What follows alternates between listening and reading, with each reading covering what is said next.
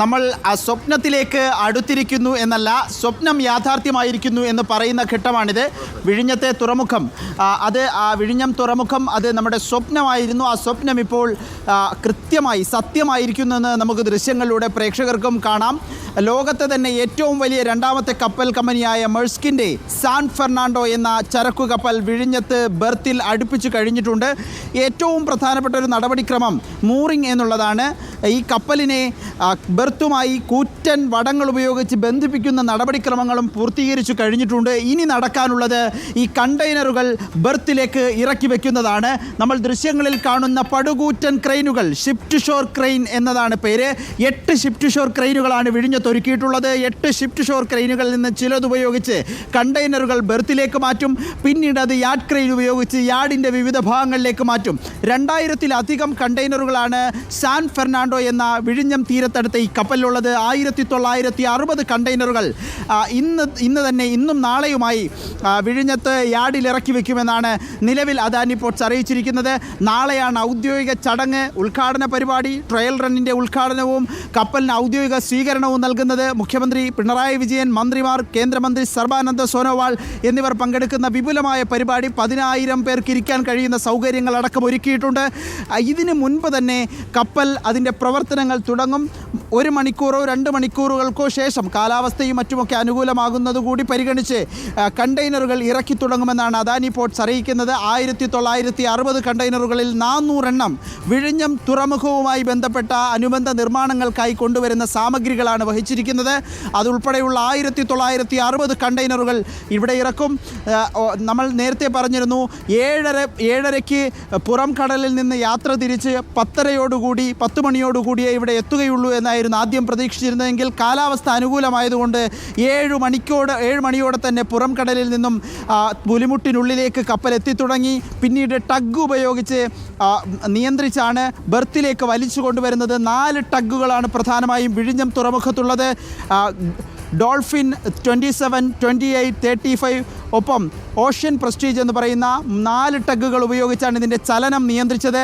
അങ്ങനെ ഇപ്പോൾ ബെർത്തിൽ അടുപ്പിച്ചിരിക്കുകയാണ്. ഈ കപ്പലിനുള്ളിൽ ഒരു മലയാളി കൂടിയുണ്ട് എന്നുള്ളതാണ് ഏറ്റവും സന്തോഷം തരുന്ന കാര്യം. ഇതിനൊപ്പം കരയിലും കടലിലുമായി 1500 പോലീസുകാരെ വിന്യസിച്ചിട്ടുണ്ട്. തുറമുഖത്തിന് സമീപത്ത് കനത്ത സുരക്ഷയുണ്ട്. കടലിൽ നിരീക്ഷണത്തിനായി 12 ബോട്ടുകളിലായി 64 പോലീസുകാരെ വിന്യസിച്ചിട്ടുണ്ട്. വിഴിഞ്ഞം തുറമുഖത്തിനടുത്തേക്ക് മത്സ്യബന്ധന വള്ളങ്ങൾക്ക് നിയന്ത്രണമുണ്ട്. സാൻ ഫെർണാണ്ടോ കപ്പലിൽ ഒരു മലയാളി ഉൾപ്പെടെ 5 ഇന്ത്യക്കാരാണുള്ളത്. കപ്പലിൽ ആകെ ജീവനക്കാർ 22 പേരാണ്. കപ്പലിലെ മലയാളി തിരുവനന്തപുരത്ത് തന്നെയുള്ള തിരുവനന്തപുരം സ്വദേശി പ്രജീഷ് ഗോവിന്ദരാജാണെന്ന വിവരം കൂടി വരുന്നുണ്ട്. ഏതായാലും നമ്മുടെ സ്വപ്നം യാഥാർത്ഥ്യമാകുന്നു. ഇതിൻ്റെ നടപടിക്രമങ്ങളുടെ ചരിത്രം പരിശോധിച്ചാൽ ഒരുപാട് തടസ്സങ്ങൾ ഉണ്ടായിരുന്നു, ഒരുപാട് പ്രതിസന്ധികൾ ഉണ്ടായിരുന്നു, ഒരുപാട് ആശങ്കകൾ ഉണ്ടായിരുന്നു, പ്രത്യേകിച്ച് മത്സ്യത്തൊഴിലാളികളെ സംബന്ധിച്ച്.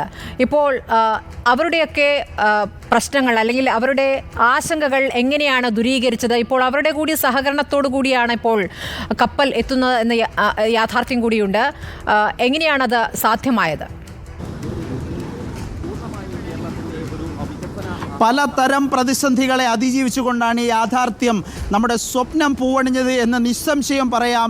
വിഴിഞ്ഞത്തിനെതിരായ പലവിധ സമരങ്ങൾ, ലത്തീൻ അതിരൂപതയുടെ പ്രത്യക്ഷ സമരം ഉൾപ്പെടെ പലതരം സമരങ്ങളുണ്ടായിരുന്നു. ഒപ്പം കാലാവസ്ഥാ പ്രശ്നങ്ങളുണ്ടായിരുന്നു. ഓഖി ചുഴലിക്കാറ്റുമായി ബന്ധപ്പെട്ട് വർഷങ്ങളോളം നിർമ്മാണം തടസ്സപ്പെട്ടു. കരിങ്കല്ലുകൾ കിട്ടാത്തതിനാൽ കൂടുതൽ സമയം പണി നടക്കാതെ വന്നു.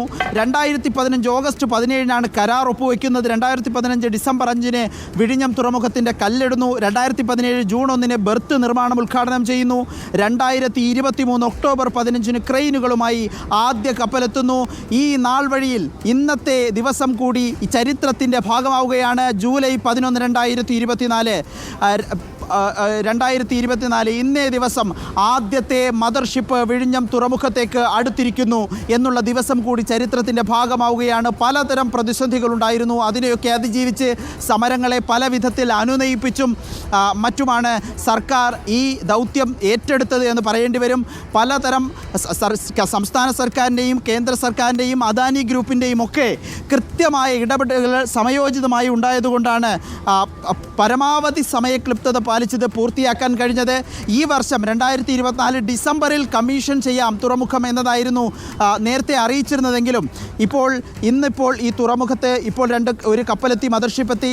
ഇത് കഴിഞ്ഞാൽ നാളെ ഉദ്ഘാടന ചടങ്ങ് കഴിയുന്നതോടെ വൈകുന്നേരത്തോടുകൂടി ഈ കപ്പൽ യൂറോപ്പിലേക്ക് തിരിക്കും. ചൈനയിലെ സിയമൻ തുറമുഖത്ത് നിന്ന് വന്നതാണ്. കൊളംബോ വഴി വിഴിഞ്ഞത്തെത്തി ഇതിന് യൂറോപ്പിലേക്ക് പോകും. ഇതിന് ശേഷം മാറിൻ അസൂർ, സീസ്പാൻ സാൻഡോസ് എന്നിങ്ങനെ 2 ഫീഡർ കപ്പലുകൾ നാളെയും മറ്റന്നാളുമായി വിഴിഞ്ഞത്തെത്തും. ഇവിടെ സ്ഥാപിച്ചിട്ടുള്ള, ഇവിടെ ഇറക്കുന്ന കണ്ടെയ്നറുകൾ ആ 2 ഫീഡർ കപ്പലുകളിൽ കയറ്റി രാജ്യത്തിൻ്റെ തന്നെ പ്രധാന തുറമുഖങ്ങളിലേക്ക് കൊണ്ടുപോകുന്നു എന്നുള്ളതാണ്. രാജ്യത്തെ ഏറ്റവും പ്രധാനപ്പെട്ട അല്ലെങ്കിൽ നമ്പർ 1 തുറമുഖമായി വിഴിഞ്ഞം മാറിയിരിക്കുന്നു. അങ്ങനെ ഒരു യാഥാർത്ഥ്യത്തിലേക്ക് നമ്മളെത്തുന്നു. കൊളംബോയിൽ ഉള്ള ചരക്കുകളാണ് മാറ്റുന്ന പദ്ധതി എന്ന നിലയ്ക്ക് തന്നെ അതിനെ കാണാം. അതിലിപ്പോൾ ഈ സാൻ ഫെർണാണ്ടോ എന്നത് ലോകത്തെ തന്നെ 2ാമത്തെ വലിയ കപ്പൽ കമ്പനിയായ മെസ്കിൻ്റെതാണ്. ഇപ്പോൾ സാൻ ഫെർണാണ്ടോ എന്നത് ഇന്നത്തെ തുടക്കം മാത്രം. ഇനി അങ്ങോട്ട് വലിയ കപ്പലുകൾ, വലിയ കപ്പൽ കമ്പനികൾ ഇങ്ങോട്ടേക്ക് എത്തുന്നു എന്നുള്ളതിൻ്റെ സൂചനകളുണ്ട്. ഇപ്പോൾ MSCയും വിഴിഞ്ഞത്തേക്ക് എത്തുന്നു എന്നുള്ള സൂചനകളല്ലേ ലഭിക്കുന്നത്? ഇതൊരു തുടർ കാഴ്ചയാവും എന്നുള്ള പ്രതീക്ഷയല്ലേ ഉള്ളത്? ഉറപ്പായും അങ്ങനെ തന്നെയാണ്. കാരണം വിഴിഞ്ഞത്തിൻ്റെ പ്രത്യേകത അത്രമാത്രമുണ്ട്. ഇപ്പോൾ നമ്മൾ കാണുന്ന സാൻ ഫെർണാണ്ടോ എന്ന കപ്പലിന് 300 മീറ്ററാണ് നീളം. അത് തന്നെ ശരാശരി വലിയ കപ്പലാണ് താരതമ്യം ചെയ്യുമ്പോൾ. ഇങ്ങനെയുള്ള 2 കപ്പലുകൾ ആകെ 800 മീറ്ററാണ് ആദ്യഘട്ടത്തിൽ. ഇപ്പോൾ നമ്മൾ കമ്മീഷൻ ചെയ്യുകയാണെങ്കിൽ ആദ്യഘട്ടത്തിൽ വിഴിഞ്ഞത്ത് ബെർത്തിൻ്റെ നീളമുണ്ടാവുക. ലോകത്ത് തന്നെ പരമാവധി നീളമുള്ള കപ്പലിൻ്റെ നീളം 400 മീറ്ററാണ്. നേരത്തെ പറഞ്ഞതുപോലെ MSC മെഡിറ്ററേനിയൻ ഷിപ്പിംഗ് കമ്പനിയുടെ കപ്പൽ ഈ മാസം തന്നെ എത്തിക്കാനുള്ള ശ്രമങ്ങൾ നടക്കുന്നുണ്ട്. അങ്ങനെയെങ്കിൽ 400 മീറ്റർ നീളമുള്ള 2 കപ്പലുകൾ ഒരുമിച്ച് ഇവിടെ വിഴിഞ്ഞത്ത് എത്തിക്കാനും നങ്കൂരമിടാനും കഴിയുന്ന പശ്ചാത്തല സൗകര്യങ്ങളും സാധ്യതകളും ഇവിടെ ഉണ്ട് എന്നുള്ളതാണ് ഏറ്റവും പ്രധാനപ്പെട്ട കാര്യം. അത് ഒരു വലിയ സാധ്യതയായി ലോകത്തിനു മുന്നിൽ തുറന്നു കിടക്കുകയും ചെയ്യുന്നു. സൂയിസ് കനാലുമായി ബന്ധപ്പെട്ട ചില പ്രശ്നങ്ങൾ അന്താരാഷ്ട്ര തലത്തിലുള്ളതുകൊണ്ട് സിംഗപ്പൂർ, കൊളംബോ തുറമുഖങ്ങളിൽ സമീപത്തുള്ള 2 തുറമുഖ മദർ പോർട്ടുകളിലും ചില തടസ്സങ്ങളും തിരക്കുകളുമുണ്ട്. ഈ സാധ്യത കൂടി ഈ ഘട്ടത്തിൽ പ്രയോജനപ്പെടുത്താനാകും എന്നതാണ് സംസ്ഥാന സർക്കാരിൻ്റെയും അദാനി ഗ്രൂപ്പിൻ്റെയും പ്രതീക്ഷ. സ്മൃതി, ആദിൽ പാലോടാണ് വിവരങ്ങൾ നൽകിക്കൊണ്ടിരിക്കുന്നത്.